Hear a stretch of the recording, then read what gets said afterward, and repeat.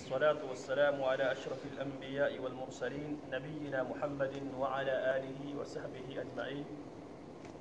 أما بعد فأعوذ بالله من الشيطان الرجيم. بسم الله الرحمن الرحيم. الحمد لله رب العالمين الرحمن الرحيم مالك يوم الدين إياك نعبد وإياك نستعين اهدنا الصراط المستقيم صراط الذين أنعمت عليهم غير المغضوب عليهم ولا الضالين.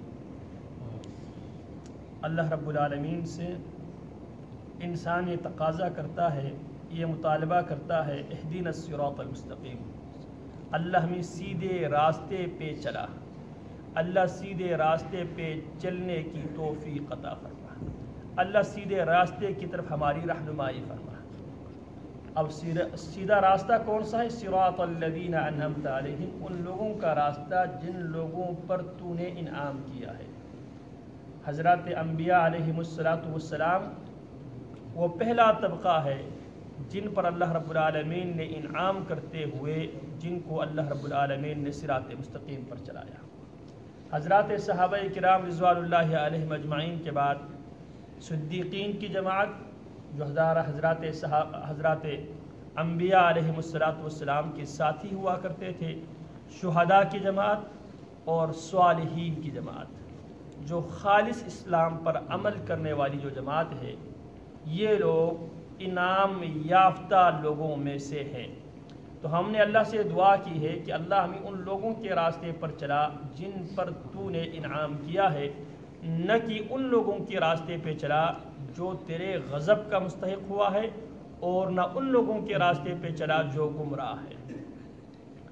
انعمت علیہم کے حوالے سے کل چند گزارشات پیش کر چکا ہوں۔ آج غیر المغضوب علیہم، اللہ ان لوگوں کے راستے پہ نہ چلا، نہ چلنے کی توفیق دے، المغضوب علیہم جو تیرے غضب کے، تیرے غصے کے مستحق ہوئے۔ یہاں پہ مغضوب علیہم قرآن مجید نے یہودیوں کے حوالے سے ذکر کیا ہے۔ سورہ بقرہ آیت نمبر 61 کے اندر وَضُرِبَتْ عَلَيْهِمُ الذِّلَّةُ وَالْمَسْكَنَةُ وَبَاءُوا بِغَضَبٍ مِّنَ اللَّهِ وَضُرِبَتْ عَلَيْهِمُ الذِّلَّةُ، یہودیوں کے اوپر ذلت، محتاجی مسلط کر دی گئی، وَبَاءُوا بِغَضَبٍ مِّنَ اللَّهِ، اور وہ اللہ کی طرف سے باری غضب لے کر لوٹے۔ اور اسی طرح اللہ رب العالمین سورہ مائدہ آیت نمبر 7 میں فرماتے ہیں قُلْ هل أنبئكم بشر من ذلك مثوبة عند الله من لعنه الله وغضب عليه وجعل منهم القردة والخنازير وعبد الطاغوت أولئك شر مكانا وأضل عن سواء السبيل۔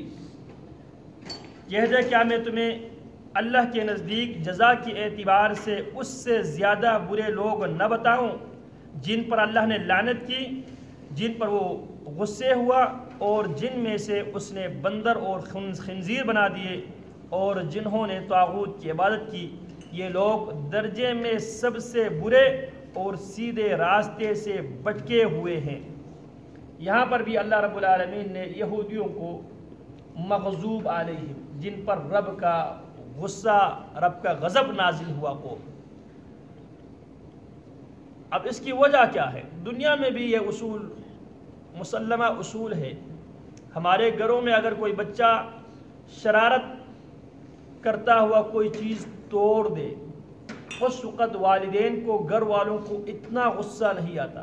وہ کہتے ہیں بچہ ہے، لا علمی کی وجہ سے، بے شعوری کی وجہ سے، اور بچہ ہونے کی وجہ سے اس چیز کی اہمیت یا اس چیز کی قیمت کے بارے میں ادراک نہ ہونے کی وجہ سے اس بچے نے اس چیز کو توڑ کے نقصان دیا ہے۔ اگر یہی کام بچے نے مکمل، آپ کے مثال لے لے، ڈنر کے سیٹ ہے، اس نے مکمل سیٹ توڑ دیا ہے، اس وقت گھر کے سربراہ اتنا زیادہ غضبناک نہیں ہوگا۔ کیوں؟ بچہ ہے، اس نے بے خیالی میں کھیلتے کھیلتے توڑ دیا ہے۔ اگر گھر کا ایک باشعور، عقل، سوچ بوجھ رکھنے والا کوئی شخص ایک شیشے کی گلاس بھی جان بوجھ کے اٹھا کے زمین پہ پھینک کر اگر توڑ دے تو گھر کے جو سربراہ ہے وہ غضبناک ہوگا، اور گھر کے سربراہ کی جو غضب ہے وہ کس پہ اترے گا؟ اس توڑنے والے مجرم کے اوپر. کیوں؟ اس نے جان بوجھ کر بغیر کسی وجہ کے اس چیز کو توڑ دیا. سیم یہی صورتحال سے دو چار تھے یہودی سب کچھ جاننے کے باوجود روز روشن کی طرح ان کے آگے جناب موسیٰ علیہ السلام نے اللہ کی شریعت کو بیان کر کے رکھ دیا. اس کے باوجود موسیٰ علیہ السلام کے ساتھ مصر سے نکلے. مصر سے نکلنے کے بعد جب یہ لوگ بحر قلزم عبور کر کے اللہ رب العالمین نے ان کے نگاہوں کے سامنے اللہ رب العالمین نے دریا سے سمندر سے ان کو راستہ دیا. فرعون اور اس کی جبر و ستم سے اللہ نے ان کو ابھی نجات دی ہے. انہوں نے اپنی آنکھوں سے اللہ رب العالمین کی یہ بہت بڑی نعمت وہ دیکھ چکے ہیں. پھر اس کے بعد جب وہ صحرا سے وہ گزرتے ہیں تو اللہ رب العالمین نے دھوپ سے بچانے کے لیے وَأَنزَلْنَا عَلَيْكُمُ الْغَمَامَ اللہ رب العالمین نے ان کے لیے بطور سائبان اللہ رب العالمین نے بادل کو حکم دیا کہ جہاں سے بنی اسرائیل گزرے، جہاں سے یہودی گزرے، ان کے اوپر دھوپ لگنے نہیں دینا ہے. ان کے اوپر تو نے سایہ بن کر تو نے ان کے سر کے اوپر رہنا ہے. بادل کو اللہ نے حکم دیا. اور وَأَنزَلْنَا عَلَيْكُمُ الْمَنَّ وَالسَّلْوَىٰ وَظَلَّلْنَا عَلَيْكُمُ الْغَمَامَ وَأَنزَلْنَا عَلَيْكُمُ الْمَنَّ وَالسَّلْوَىٰ كُلُوا مِن طَيِّبَاتِ مَا رَزَقْنَاكُمْ وَمَا ظَلَمُونَا وَلَٰكِن كَانُوا أَنفُسَهُمْ يَظْلِمُونَ. اللہ فرماتے ہیں کہ ہم نے بادل کو ان کے اوپر بطور سائبان اور ان کے غذا کے لیے ہم نے وَأَنزَلْنَا عَلَيْكُمُ الْمَنَّ وَالسَّلْوَىٰ من اور سلوہ کا اللہ رب العالمین نے بندوبست کیا آسمانوں سے ان کے لیے. لیکن یہ سب کچھ دیکھنے کے باوجود انہوں نے اپنی آنکھوں سے فرعون کو غرق ہوتے ہوئے دیکھا. انہوں نے اپنی آنکھوں سے دیکھا کہ کڑی دھوپ کے اندر اللہ رب العالمین نے بادل کے ذریعے بادل کو حکم دے کے جہاں بنی اسرائیل رکتے تھے وہاں پہ بادل بھی رکتا تھا. جہاں بنی اسرائیل چلتے تھے بادل بھی ان کے ساتھ ساتھ چلتا تھا. ان کو دھوپ سے بچانے کے لیے اللہ رب العالمین نے یہ انتظام کیا تھا. اور اس صحرا کے اندر اللہ رب العالمین نے ان کے کھانے پینے کے لیے من اور سلوہ کا انتظام کیا تھا. اس کے باوجود یہ سب کچھ دیکھنے کے باوجود اللہ کی قدرتوں کا مشاہدہ کرنے کے باوجود بنی اسرائیل کا گزر ہوتا ہے ایک قوم سے جو قوم اپنے کسی بت کے اوپر جھکے ہوئے تھے پورے قوم کے لوگ. تو بنی اسرائیل کیا فرمائش کرتے ہیں؟ اجعل لنا الہا کما لہم آلہہ. موسیٰ علیہ السلام جس طرح ان لوگوں کے پاس ایک خدا ہے، ان لوگوں کے پاس ایک معبود ہے، اے موسیٰ ہمارے لیے اسی طرح کا ایک معبود بنا کے دے دے.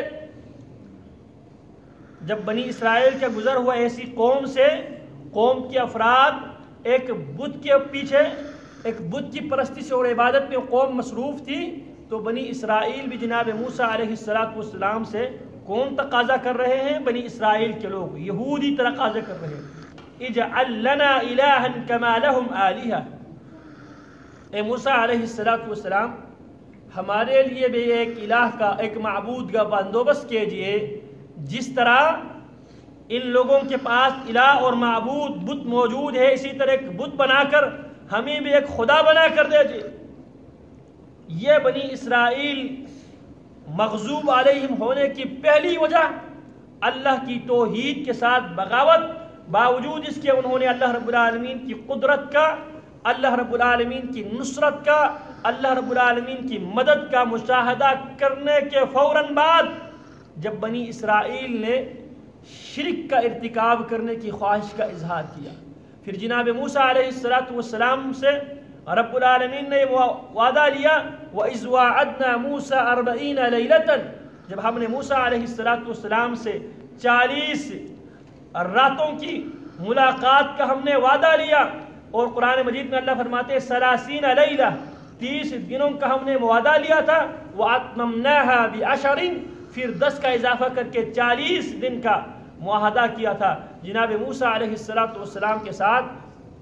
بنی اسرائیل کے لوگ بھی کوہ طور پہ اللہ رب العالمین سے جناب موسیٰ ہم کلام ہونے کے لیے جاتے ہیں تو بنی اسرائیل وہاں پر بھی ایک فرمائش کرتے ہیں ارنا اللہ جہرتاً، اے موسیٰ جس اللہ کی طرف آپ ہمیں دعوت دے رہا ہے، جس اللہ کی عبادت کی آپ ہمیں حکم دے رہا ہے، آرین اللہ جہرتن، جس اللہ سے ہم کلام ہونے کے آپ جو دعویٰ کر رہا ہے، آرین اللہ جہرتن، ہم اپنی آنکھوں سے اس اللہ کو دیکھنا چاہتے ہیں، وہ اللہ ہمیں نظر آنی چاہیے، اگر وہ اللہ نظر آئیں تب ہم آپ کی بات مانیں گے، ادروائز ہم سوچنے پہ مجبور ہو جائیں گے۔ جناب موسیٰ علیہ السلام اللہ رب العالمین سے دعا کرتا ہے، اللہ میں آپ کی طرف دیکھنا چاہتا ہوں۔ اللہ رب العالمین جواب دیتا ہے، لن ترانی، موسیٰ آپ دنیا کی اس آنکھ سے آپ مجھے دیکھنے کی طاقت نہیں رکھتے، ولیکن انظر الی الجبل، آپ پہاڑ کی طرف دیکھ لیجئے، فإن استقر مکانہ فسوف ترانی، اگر پہاڑ اپنی جگہ پہ قائم رہے تو آپ مجھے دیکھ پائے گا، اگر پہاڑ اپنی جگہ پر قائم نہ رہ سکے تو آپ بھی مجھے دیکھ نہیں سکے گا۔ فلما تجلی ربہ للجبل، جب اللہ رب العالمین نے اپنے نور کا کرشمہ تھوڑا سا پہاڑ کے اوپر ڈالا، جعلہ دکا وخر موسیٰ صعقا، وہ پہاڑ ریزہ ریزہ ہو جاتے ہیں، اور پہاڑ کی طرف جب موسیٰ علیہ السلام دیکھتا ہے، موسیٰ اور موسیٰ کے ساتھ جتنے لوگ گئے تھے وہ سارے کے سارے بے ہوش ہو جاتے ہیں۔ فلما افاق، جب موسیٰ علیہ السلام کو ہوش آتا ہے تو اللہ رب العالمین سے توبہ کرتا ہے اور اللہ رب العالمین کی طرف رجوع کرتا ہے۔ تو جناب موسیٰ علیہ السلام جب کوہ طور پہ آئے تھے اللہ رب العالمین سے ہم کلام ہونے کے لیے، اللہ سے ملاقات کرنے کے لیے، موسیٰ علیہ السلام جب واپس قوم میں جاتے ہیں، موسیٰ علیہ السلام چند لوگوں کو لے کے کوہ طور پہ آئے تھے، تو اسی دوران انہی لوگوں میں سے جو موسیٰ علیہ السلام کے ساتھ مصر سے نکلے تھے، جو موسیٰ علیہ السلام کے ساتھ سمندر پار کر کے آئے تھے، وہ لوگ جن پر اللہ رب العالمین نے بطور سائبان بادل کو نازل کیا تھا، انہی لوگوں میں سے جن لوگوں کو بطور غذا کے لیے اللہ رب العالمین نے من و سلوہ نازل کیا تھا، انہی لوگوں میں ایک حداد، ایک لوہار تھا جس کا نام سامری تھا، اور انہوں نے آتے وقت فرعونیوں سے کچھ زیورات لے کے آئے تھے۔ جب موسیٰ علیہ السلام اللہ کی ملاقات کے لیے نکلے تو اس نے ان زیورات پر مشتمل ایک بچھڑا بنایا، بچھڑا بنانے کے بعد اس نے کہا یہ تمہارا اور موسیٰ کا رب یہی ہے، اور تمہارے کوئی خالق مالک نہیں ہے، تمہیں نجات دلانے والا یہ سب کے سب کون ہے؟ یہی ہے۔ لہذا پوری قوم کو سامری نے اس بچھڑے کی پرستش، اس بچھڑے کی عبادت کے اوپر لگا دیا۔ جناب ہارون علیہ السلام نے انہیں روکا ٹوکا، وہ ہارون علیہ السلام کی بات ماننے کے لیے تیار نہیں تھے۔ موسیٰ علیہ السلام کوہ طور پہ آئے ہوئے ہیں، اب یہ لوگ اللہ کی تمام نعمتوں کو دیکھنے کے باوجود، اللہ کی قدرت کے مشاہدہ کرنے کے باوجود، جب یہ لوگ مصر میں تھے تو انہوں نے اپنی آنکھوں سے دیکھا تھا جادوگروں کے ساتھ جناب موسیٰ علیہ السلام کا مقابلہ ہوا، اس میں اللہ رب العالمین نے جناب موسیٰ علیہ السلام کو فتح و کامرانی سے اللہ رب العالمین نے جناب موسیٰ کو سرفراز کیا۔ مصر سے نکلے، دریائے قلزم کے کنارے پہ پہنچے، بنی اسرائیل کے لوگ چیختے ہیں موسیٰ کس جرم کا ہمیں سزا دینے کے لیے ہمیں یہاں پہ لائے ہیں، آگے سمندر ہے، پیچھے فرعون کی فوج ہے، اب یہاں سے نکلنے کا کوئی راستہ، کوئی آپشن نظر نہیں آتے، یا فرعونی ہمیں پکڑ کے لے کے جائیں گے، اب ہمیں اس سے زیادہ ذلت آمیز زندگی کے ساتھ اب ہمیں زندہ رہنا پڑے گا۔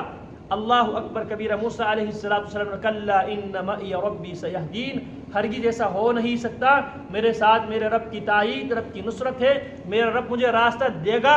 رب العالمین نے راستہ دیا، انہوں نے اپنی آنکھوں سے دیکھا۔ اللہ رب العالمین موسیٰ کو حکم دیتے ہیں فَقُلْ نَضْرِبْ بِعَصَاكَ الْبَحْرَ، موسیٰ اپنے لاٹھی دریا پر مار۔ جب موسیٰ علیہ السلام سمندر پہ لاٹھی مارتا ہے تو وہاں سے راستہ نکلتے ہیں، وہاں سے انہوں نے اپنی آنکھوں سے دیکھا، فرعون اور فرعون کی جادوگروں کی شکست اپنی آنکھوں سے دیکھا، دریا ان کو راستہ دیتے یہ بھی انہوں نے اپنی آنکھوں سے دیکھا۔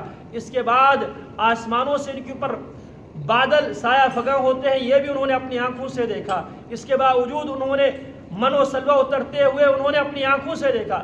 اس کے باوجود مطالبہ موسیٰ سے پہلا مطالبہ کیا کیا تھا؟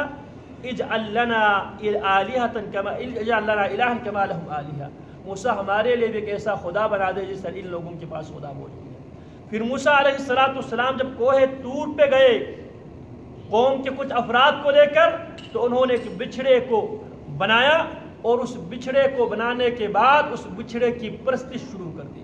اور موسیٰ علیہ السلام غصے کے ساتھ جب موسیٰ علیہ السلام کو اللہ رب العالمین نے بتلا دیا پیچھے آپ کی قوم اب بچھڑے کو خدا بنا کر اب اس کی پرستش کرنے میں لگ گئی ہے، موسیٰ علیہ السلام غصے کے ساتھ واپس آتے ہیں، اور واپس آتے ہی سب سے پہلے جس کو اپنا خلیفہ جانشین مقرر کر کے گیا تھا جناب ہارون علیہ السلام، ان کی داڑھی پکڑ لیتے ہیں، اور ہارون آگے سے کیا کہتے ہیں، یا ابن امی، اے میری ماں کا بھائی، ماں کا بیٹا، لا تأخذ بلحیتی ولا برأسی، نہ آپ میری داڑھی پکڑے نہ آپ میرا سر پکڑے، مجھے یہ ڈر لاحق ہوا تھا کہیں آپ یہ نہ کہہ دے تو نے میرے جانے کے بعد بنی اسرائیل کے اندر تو نے فساد بگاڑ پیدا کر دیا۔ میں نے ان کو سمجھایا لیکن یہ لوگ مجھے قتل کرنے کے لیے بھی وہ تیار تھے۔ خیر، اللہ رب العالمین فرماتے ہیں قل هل انبئكم بشر من ذلك مثوبة عند الله من لعنه الله وغضب عليه وجعل منهم القردة والخنازير وعبد الطاغوت اولئك شر مكانا واضل عن سواء السبيل۔ اس آیت کے اندر بھی اللہ رب العالمین نے بنی اسرائیل کو مغضوب علیہم کہا ہے۔ تو بنی اسرائیل یہودی مغضوب علیہم ہونے کی پہلی وجہ کیا تھی؟ اللہ رب العالمین کی نعمتوں سے مستفید ہونے کے باوجود، اللہ کی قدرتوں کا مشاہدہ کرنے کے باوجود، اللہ کی مدد اور نصرت کی مشاہدہ کرنے کے باوجود بنی اسرائیل شرک کے وہ ارتکاب کر گئے یہودی، اس لیے اللہ رب العالمین کے وہ غضب کے مستحق ہوئے۔